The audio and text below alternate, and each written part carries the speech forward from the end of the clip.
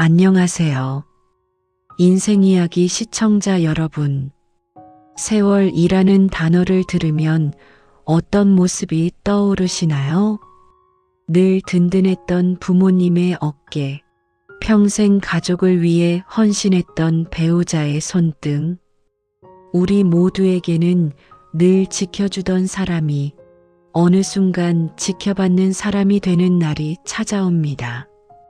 늘 강하다고 믿었던 어른의 눈빛이 흔들릴 때 며느리라는 이름으로 조심만 하며 살아온 시간과 시어머니라는 이름으로 묵묵히 버텨온 세월 사이에는 말로 하지 못한 거리와 숨겨진 마음들이 쌓여 있었을 겁니다.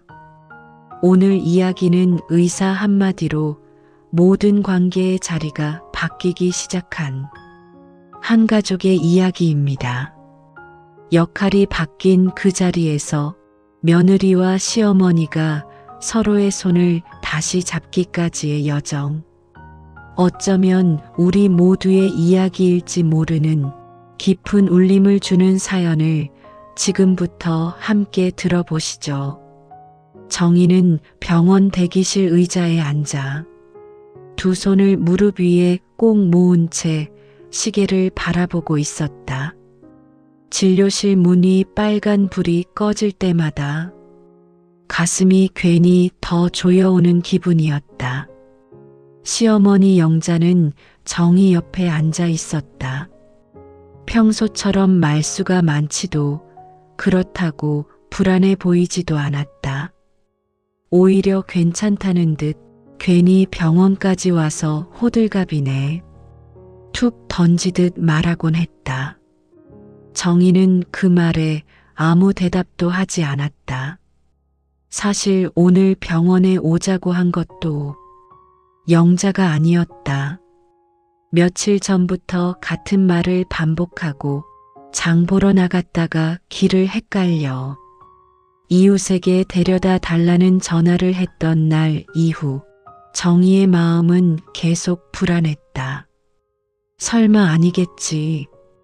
그렇게 스스로를 달래면서도 마음 한구석은 계속 무거웠다. 진료실 문이 열리고 간호사가 이름을 불렀다. 김영자 어르신 보호자분도 함께 들어오세요. 보호자라는 말에 정희는 잠깐 발걸음이 멈췄다. 그 단어가 왜 그렇게 낯설게 느껴졌는지 스스로도 이해할 수 없었다.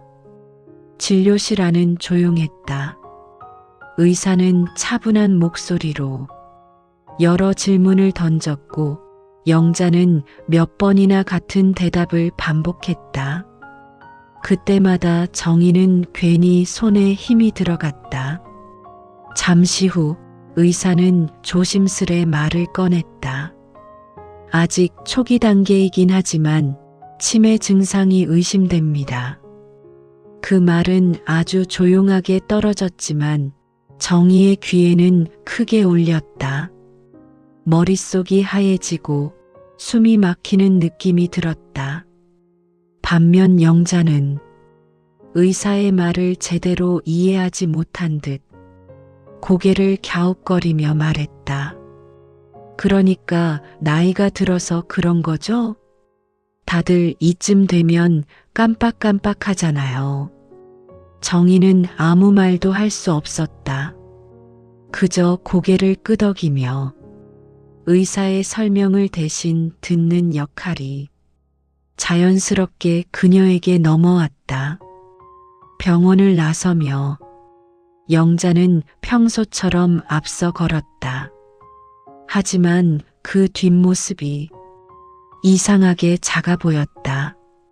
정희는 그날 처음으로 시어머니의 등을 보며 내가 지켜야 할 사람이라는 생각을 했다.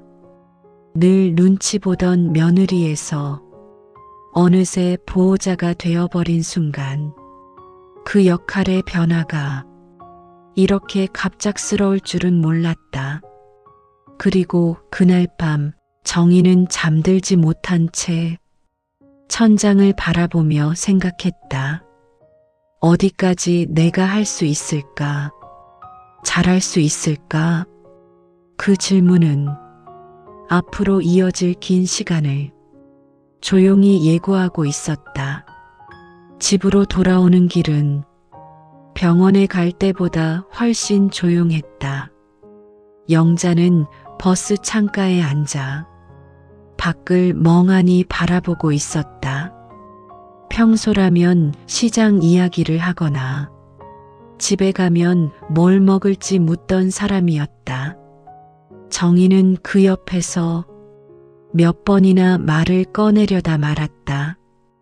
아무 일 아닌 것처럼 굴고 싶었지만 병원에서 들은 말이 계속 머릿속을 떠나지 않았다. 집에 도착하자 영자는 신발을 벗고 아무렇지 않게 안방으로 들어갔다. 그 모습에 정희는 잠시 멍해졌다. 늘 부엌에서 집안을 챙기던 사람, 가족의 중심이던 모습이 오늘은 유난히 멀게 느껴졌다. 저녁 준비를 하며 정희는 몇 번이나 시계를 봤다. 영자가 부르지도 않았고 부엌으로 나오지도 않았다. 괜히 마음이 쓰여 안방 문 앞에 서서 조심스레 불렀다. 어머니 저녁 드셔야죠. 잠시 정적이 흐른 뒤 영자는 천천히 문을 열었다.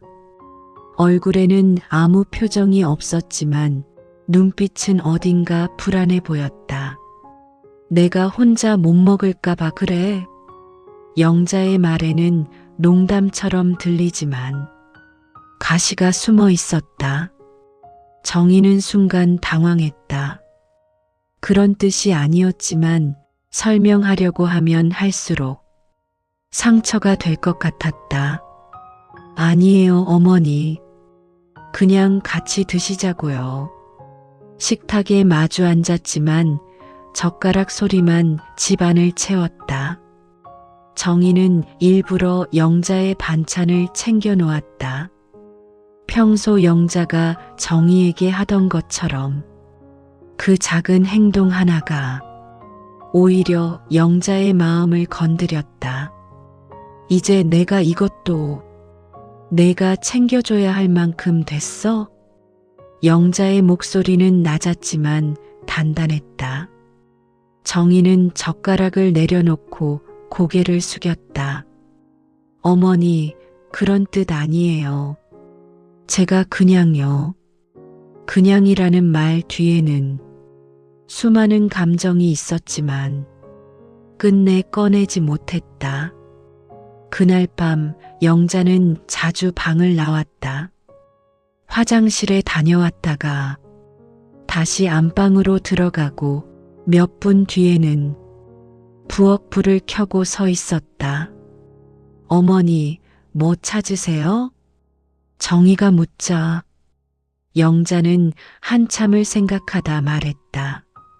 내가 뭘 찾으려고 했더라. 그 말에 정희의 가슴이 철렁 내려앉았다. 하지만 그 마음을 숨긴 채 차분한 척 웃으며 말했다. 괜찮아요. 생각나면 천천히 찾으세요.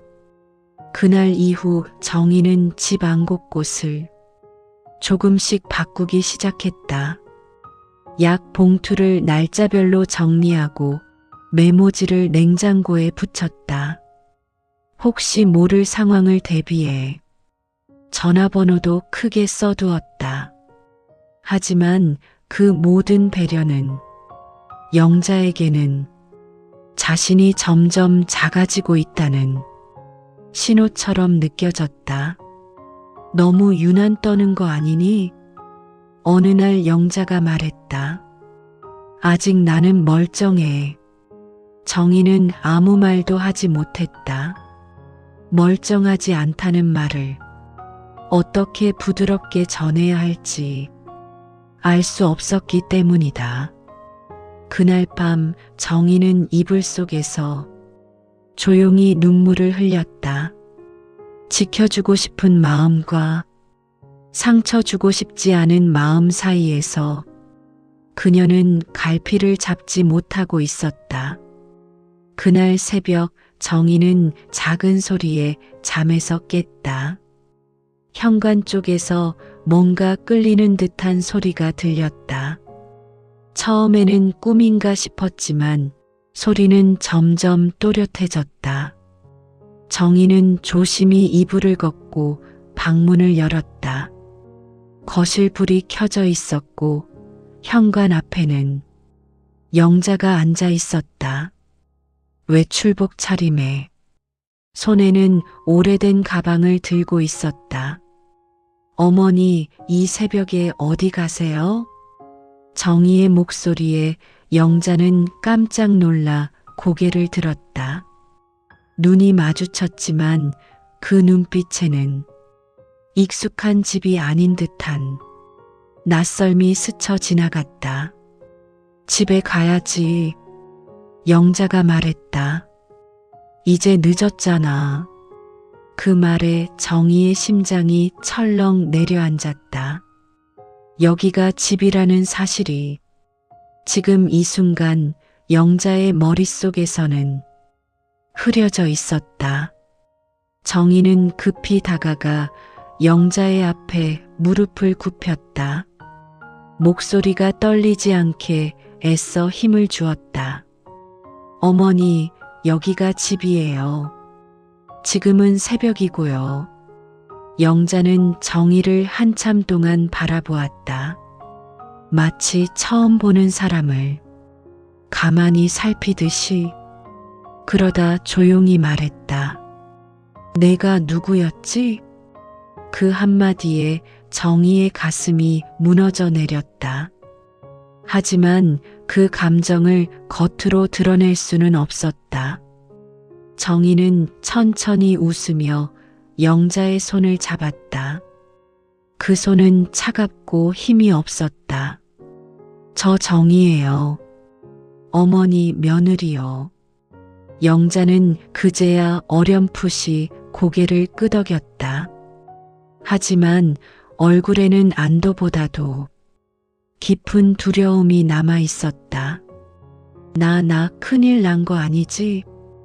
영자의 목소리는 아이처럼 떨렸다. 정희는 그 순간 말문이 막혔다. 괜찮다고 말하면 거짓말 같았고 사실을 말하면 너무 잔인할 것 같았다. 그래서 정희는 다른 말을 꺼냈다. 어머니, 지금은 그냥 쉬시면 돼요. 아무 데도 안 가셔도 돼요. 제가 있잖아요. 그 말에 영자의 눈이 잠시 흔들렸다. 그리고는 고개를 숙이며 작게 중얼거렸다. 무서워서 그래. 갑자기 아무것도 기억이 안 날까봐. 정희는 그제야 시어머니가 이 며칠 동안 얼마나 혼자 버텨왔는지 알 것 같았다. 강한 척, 아무렇지 않은 척, 모두 연기였다는 것도. 정희는 영자의 가방을 내려놓고 외투를 벗겨주었다. 마치 아이를 재우듯 천천히 조심스럽게 안방으로 들어와 이불을 덮어주자 영자는 정희의 손을 꽉 붙잡았다. 가지마. 조금만 더 있어. 그 말은 부탁이었고 두려움이었으며 살아온 자존심이 처음 내려놓은 순간 같았다. 정희는 말없이 영자 곁에 앉아 손을 잡고 있었다. 그 손을 통해 전해지는 떨림이 정희의 마음을 더 단단하게 만들었다. 이제는 내가, 정희는 속으로 말했다. 어머니 편이 되어야겠다. 그날 새벽 역할은 완전히 바뀌어 있었다. 지켜보던 사람이 지켜야 하는 사람이 되었고 조심하던 며느리는 어머니의 밤을 지켜주는 사람이 되었다. 아침 햇살이 커튼 사이로 스며들었을 때 정희는 거의 잠을 이루지 못한 상태였다. 영자는 새벽 이후 잠잠히 잠들어 있었지만 정희의 마음은 오히려 더 무거워졌다. 아침밥을 차리며 정희는 계속 남편의 얼굴을 떠올렸다. 이제는 말해야 한다는 걸 알고 있었다. 혼자 감당하기에는 밤의 기억이 너무 선명했다. 남편 민수는 출근 준비를 하다 말고 식탁에 앉았다. 정희의 얼굴을 보자 바로 알아차린 듯 했다. 무슨 일 있어? 정희는 잠시 망설이다가 조용히 입을 열었다. 어젯밤에 어머니가 집을 나가려고 하셨어. 민수의 손이 순간 멈췄다. 하지만 그는 대수롭지 않다는 듯 숨을 고르고 말했다. 요즘 그런다며. 병원에서도 아직 초기라고 했잖아. 그 말에 정희의 마음이 조금 아려왔다. 초기라도 혼자 두면 위험해. 어젯밤엔 제가 아니었으면. 정희의 목소리는 점점 작아졌다. 그 뒤를 이어야 할 말들이 목에 걸린 듯 쉽게 나오지 않았다. 민수는 한숨을 내쉬며 고개를 저었다. 회사도 바쁜데 계속 이렇게는 힘들잖아. 요양원도 슬슬 생각해봐야 하지 않을까? 그 말은 현실적인 이야기였지만 정희의 귀에는 어딘가 서늘하게 들렸다. 어머니, 아직 집이 제일 편하실 텐데요. 정희는 조심스럽게 말했다. 며느리로서가 아니라 지난 밤을 함께 버틴 사람으로서. 하지만 민수는 그 마음을 온전히 이해하지 못했다. 당신 혼자 감당하려고 하지 마. 괜히 정에 휘둘리면 나중에 더 힘들어. 정희는 그 말이 틀렸다고 딱 잘라 말할 수 없었다. 하지만 그렇다고 고개를 끄덕일 수도 없었다. 그때 안방 문이 살짝 열렸다. 영자가 천천히 걸어 나왔다. 아침이야? 아무 일 없다는 듯 웃으며 말했다. 그 웃음이 정희의 마음을 더 복잡하게 만들었다. 어젯밤의 두려움을 아무도 모르는 것처럼 숨기고 있는 얼굴이었다. 식사 내내 영자는 평소보다 말수가 적었다. 민수는 휴대폰을 보며 대충 밥을 먹었고 정희는 두 사람의 사이에서 말을 아꼈다. 출근길에 민수는 다시 한번 말했다. 저녁에 이야기하자. 냉정하게. 그 냉정하게라는 말이 정희의 마음에 오래 남았다. 그날 하루 정희는 집안을 떠날 수가 없었다. 잠깐 장을 보러 나가는 것도 불안했다. 영자는 아무렇지 않은 듯 TV를 보다가 갑자기 리모컨을 찾지 못해 허둥대곤 했다. 여기 있잖아요. 정희가 건네면 영자는 멋쩍게 웃었다. 아이고, 내가 왜 이러지. 그 웃음 뒤에 숨은 불안과 자존심을 정희는 이제 느낄 수 있었다. 저녁이 되어 민수가 돌아왔지만 본격적인 이야기는 쉽게 시작되지 않았다. 누군가 먼저 꺼내면 돌이킬 수 없을 것 같았기 때문이다. 정희는 그날 밤 부엌에서 혼자 설거지를 하며 생각했다. 가족이라는 건 누군가를 맡기는 게 아니라 끝까지 곁에 남는 건 아닐까.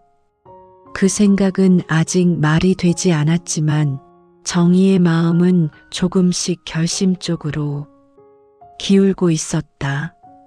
사건은 아주 사소한 일에서 시작되었다. 동네 마트에 잠깐 다녀오겠다고 나간 영자가 예정보다 한참 늦게 돌아온 날이었다. 정희는 시계를 보며 몇 번이나 전화를 걸었다. 받지 않았다. 심장이 빠르게 뛰기 시작했다. 혹시나 하는 마음에 집 근처 골목을 뛰어다니던 정희는 마트 앞 벤치에 앉아 있는 영자를 발견했다. 영자는 고개를 숙인 채 비닐봉지를 꼭 쥐고 있었다. 그 모습은 마치 길을 잃은 아이처럼 작아 보였다. 어머니, 정희가 다가가자 영자는 화들짝 놀라 고개를 들었다. 왜 이렇게 늦게 나왔어? 영자의 목소리는 괜히 날카로웠다. 나 아직 혼자 다닐 수 있어. 정희는 숨을 고르며 말했다. 전화도 안 받으셔서 걱정했어요. 그 말에 영자의 얼굴이 순식간에 굳어졌다. 걱정? 아니면 감시야? 정희는 그 자리에 멈춰 섰다. 자신이 무슨 말을 잘못했는지 알 수 없었다. 집으로 돌아오는 길, 영자는 끝내 말을 하지 않았다. 현관에 들어서자마자 신발도 제대로 벗지 않은 채 안방 문을 닫아버렸다. 잠시 후 안방에서 무언가 떨어지는 소리가 났다. 정희가 문을 열었을 때 영자는 화장대 앞에 앉아 울고 있었다. 내가 왜 이렇게 됐을까? 사람 하나 제대로 못 믿게 되고, 그 말은 정희에게 한 말 같기도 했고 스스로에게 던지는 말 같기도 했다. 정희는 조심스럽게 다가가 말없이 휴지를 건넸다. 하지만 영자는 손을 휘저으며 말했다. 내가 뭘 알아? 며느리인 내가 어디까지 할 수 있겠어? 그 말은 정희의 가슴을 조용히 찔렀다. 도망치고 싶은 마음이 순간 스쳤다. 하지만 그때 정희는 어젯밤 현관에서 영자가 떨던 손을 떠올렸다. 가지 말라고 말하던 그 작은 목소리를. 정희는 한 발 더 다가갔다. 어머니, 저 잘하고 싶은데요. 어머니가 무서워하실까봐 아무 말도 못했어요. 영자는 고개를 들었다. 눈물로 젖은 눈으로 정희를 바라보았다. 난 짐이 되기 싫어. 아들한테도 너한테도. 그 말에 정희는 처음으로 분명하게 말했다. 짐 아니에요. 지금은 제가 어머니 곁에 있어야 할 때예요. 그 말은 결심이었고 선언이었다. 그 순간 문 밖에서 발소리가 들렸다. 민수가 퇴근해 집에 들어오고 있었다. 정희는 이제 더 미룰 수 없다는 걸 알고 있었다. 자신의 선택을 가족 앞에 내놓아야 할 순간이 다가오고 있었다. 민수가 현관문을 닫고 들어오는 소리는 그날따라 유난히 크게 들렸다. 정희는 안방 문 앞에 서서 잠시 숨을 골랐다. 지금 이 문을 열고 나가면 이 집의 분위기는 이전으로 돌아갈 수 없을 것 같았다. 거실에서 민수의 목소리가 들렸다. 어머니? 대답이 없자 민수는 안방 문을 열었다. 화장대 앞에 앉아 눈을 붉힌 채 있는 영자를 보고 그는 잠시 말을 잃었다. 무슨 일이에요? 민수의 시선이 정희에게로 옮겨왔다. 정희는 더 이상 피하지 않기로 했다. 천천히 그러나 분명하게 말했다. 어머니가 오늘 마트에서 길을 헷갈리셨어요. 혼자 계시는 게 이제는 위험해요. 민수의 얼굴이 굳어졌다. 그는 잠시 침묵하다가 어머니 쪽으로 다가갔다. 어머니, 왜 그런 말 안 하셨어요? 영자는 고개를 돌린 채 작게 웃었다. 내가 언제부터 보고해야 할 사람이 됐니? 너 회사 다니느라 바쁜데 이런 걸로 괜히. 괜히가 아니에요. 민수의 목소리가 조금 높아졌다. 이건 현실이에요. 그 말에 영자의 어깨가 눈에 띄게 움츠러들었다. 정희는 그 모습을 보고 한 발 앞으로 나섰다. 여기서 누가 잘못했는지 따지는 건 의미 없어요. 지금 중요한 건 앞으로 어떻게 할지예요. 민수는 며느리의 그런 말투가 낯설다는 듯 정희를 바라보았다. 그래서 당신은 어떻게 생각해? 정희는 잠시 숨을 들이마셨다. 그리고 천천히 말했다. 어머니 집에서 모시고 싶어요. 적어도 지금은요. 그 말이 떨어지자 거실 공기가 단번에 무거워졌다. 당신이 뭘 책임질 수 있는데? 민수의 말에는 현실적인 걱정과 두려움이 섞여 있었다. 정희는 고개를 끄덕였다. 쉽지 않을 거라는 거 알아요. 그래도 어머니가 집에서 제일 편하세요. 그리고 혼자 두는 건 이제 안 될 것 같아요. 영자는 그제야 고개를 들었다. 정희를 바라보는 눈빛에는 미안함과 말로 다하지 못한 감정이 섞여 있었다.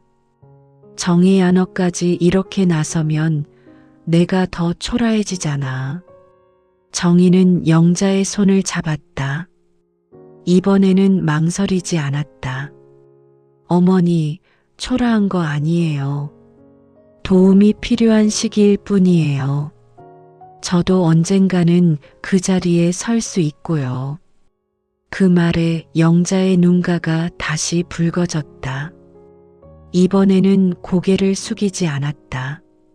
민수는 두 사람을 번갈아 보며 한참을 서 있었다. 그리고 마침내 길게 숨을 내쉬었다. 그럼 내가 더 도울게. 회사 일도 조정해 볼게. 그 말은 완전한 동의는 아니었지만 문을 닫지 않겠다는 표시였다.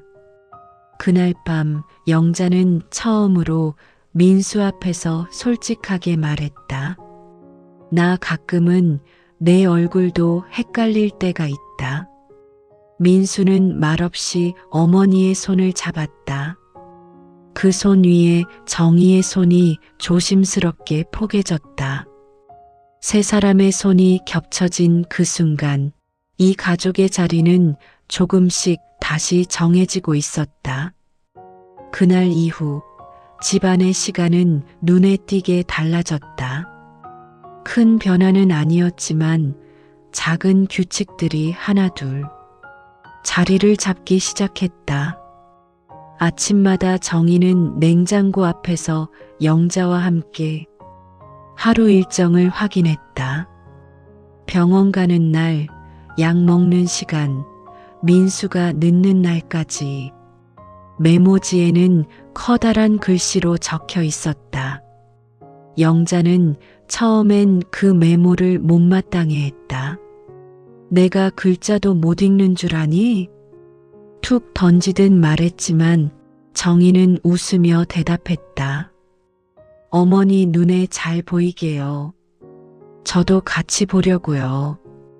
그 말에 영자는 더는 아무 말도 하지 않았다. 대신 메모지 앞에 서서 한참을 들여다보곤 했다. 낮에는 정희가 집안일을 하는 동안 영자는 소파에 앉아 TV를 보다가 가끔 멍하니 창밖을 바라봤다. 그럴 때면 정희는 일부러 말을 걸지 않았다. 생각할 시간이 필요하다는 걸 이제는 알 것 같았기 때문이다. 어느 날 오후 정희가 빨래를 널고 있을 때 영자가 조용히 다가왔다. 이건 어디다 두는 거였더라. 손에는 민수의 양말이 들려 있었다.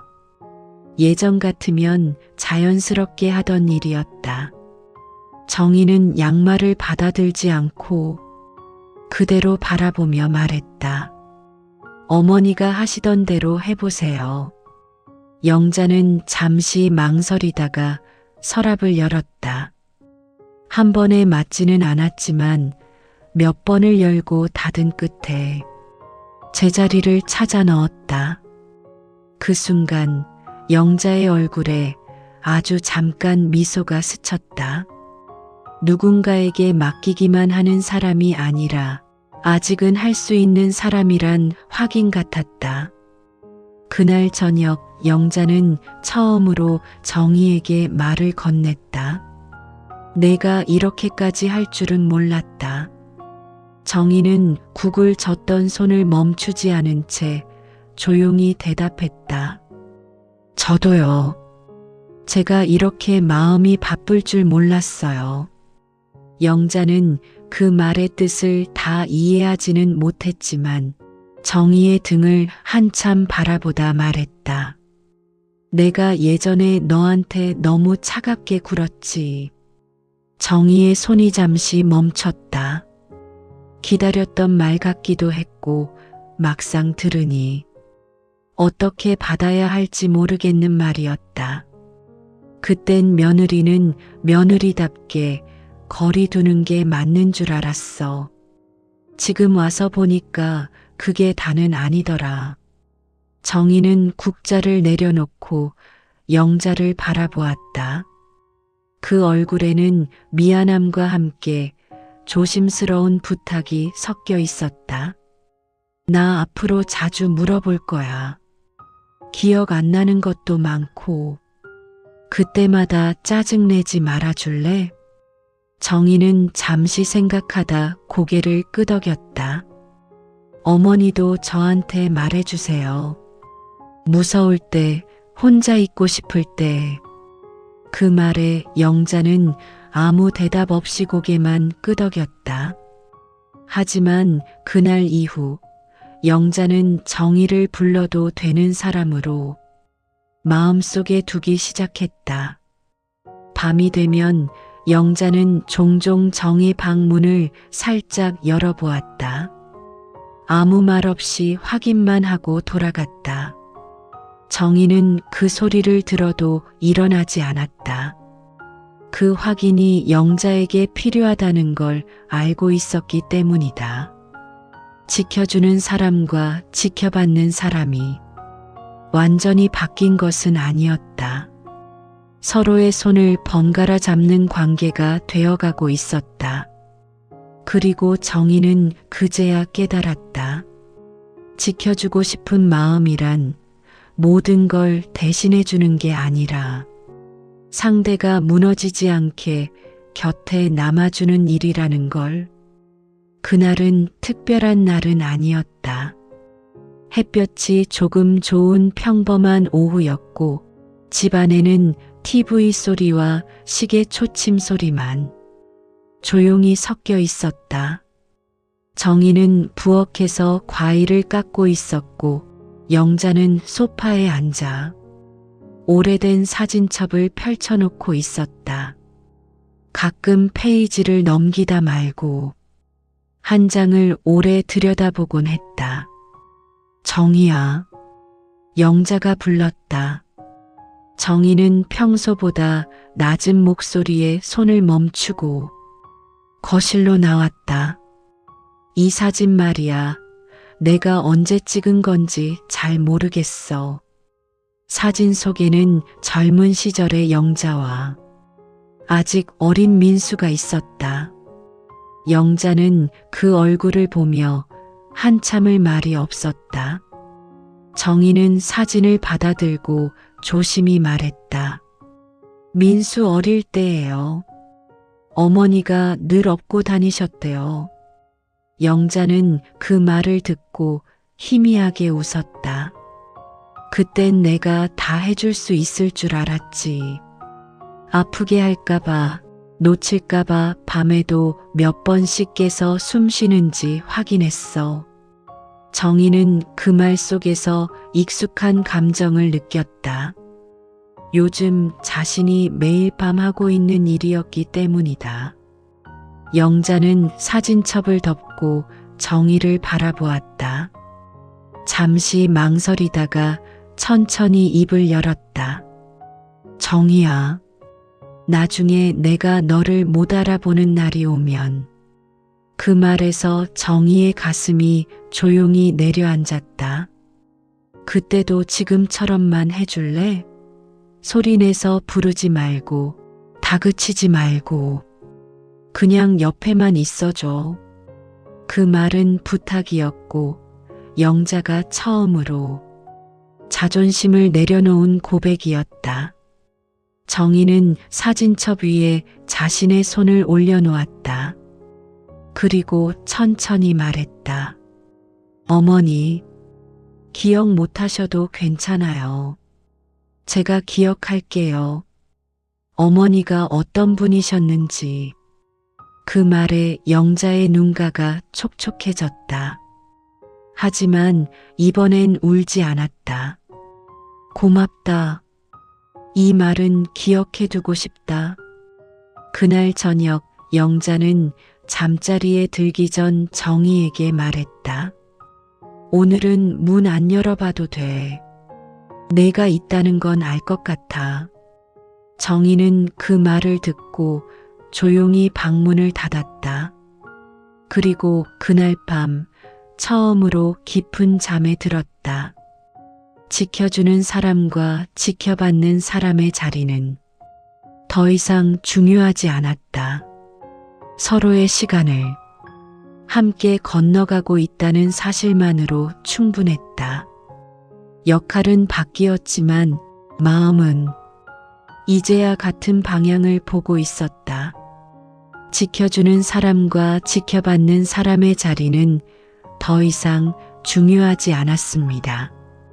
그저 서로의 시간을 함께 건너가고 있다는 사실만으로 충분했지요.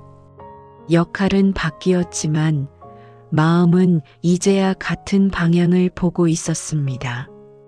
오늘 정혜 씨와 영자 씨의 이야기를 통해 가족이라는 이름의 진정한 의미를 다시 한번 생각하게 됩니다. 지켜준다는 것은 모든 걸 대신해주는 것이 아니라 상대가 무너지지 않도록 곁에 남아주는 일이라는 깨달음처럼 말이죠. 이 이야기가 지금 이 순간 누군가의 곁을 지키고 계신 시청자님의 마음에 작은 울림과 따뜻한 위로가 되었기를 바랍니다. 여러분의 삶 속에 따뜻한 순간들이 더욱 많아지기를 응원하며 오늘 이야기가 좋으셨다면 구독과 좋아요 그리고 소중한 분들과의 공유로 저희에게 힘을 보태주세요. 앞으로도 여러분들의 지친 마음에 위로가 될 이야기로 찾아뵙겠습니다. 인생 이야기 시청자 여러분, 감사합니다.